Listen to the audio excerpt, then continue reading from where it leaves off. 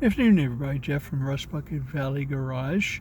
Just wanted to make a little short and tell you about something I found. I was working on a 4Runner.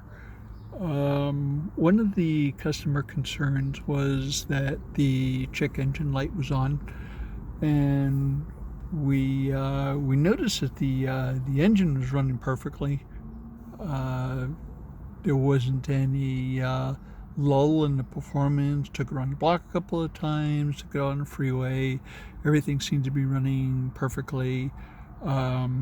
We took and put our small little code reader on here, our little handheld Autel, and it came up with a code of P1133, and it also said that it's manufacturer specific.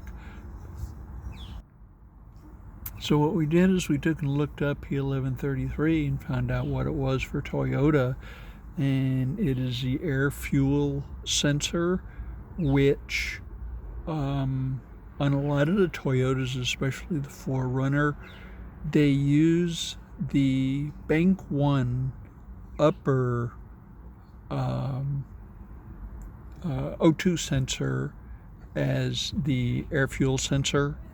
So we went ahead and we got out our larger Autel, and we looked at the live data while the engine was running, and we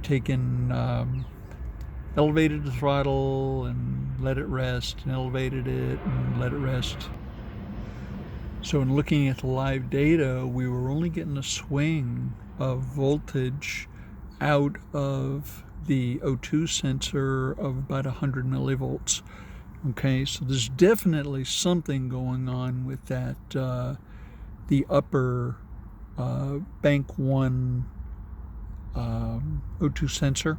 So put the car up on a lift and we looked at it, and it's kind of an odd looking thing. When you take and look at a typical O2 sensor, it looks something like this. Okay, and there is another kind that it comes as part of a plate, and these things are not supposed to take and come apart. And this basically takes and goes like this, and then this is mounted into the exhaust pipe on a flange with two 12 millimeter bolts. So first off, when we take and looked at this, we noticed this part was just barely stuck in there, okay, which means it's broke loose from the mounting. This is not supposed to come apart. It's assembled at the factory like that. The replacement part that we got is all one piece. It was a AutoZone part, not a sponsor. It's about $180. But the fact that this was just kind of sitting in there, this was actually held in there with copper wire that was wrapped around it, and this lead here is way too long. It's about 3 times the length that it should be. It was laying on the catalytic converter and wound around one of the cooling lines for the transmission. So, and that was also secured with copper wire as well. So we take and looked at the part number for this, and this part isn't even for this vehicle. The plug did fit. Don't know what's going on with that, but I've seen the same kind of plug on Honda. But we went ahead and replaced this thing, and everything seemed to be well now. So we went back and we take and checked the amount of swing that we got on live data, and it's within parameters, and this car is still running fine.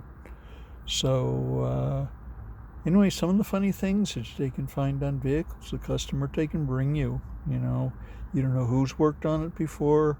So in addition to checking your own work and make sure all your nuts, bolts, screws are tight, check other people's work too. Make sure the customer gets a good product.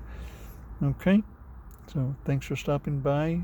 Thank you for all your subscriptions. Please subscribe, and you'll be the first to know when do something new. Right, have a great day. Bye.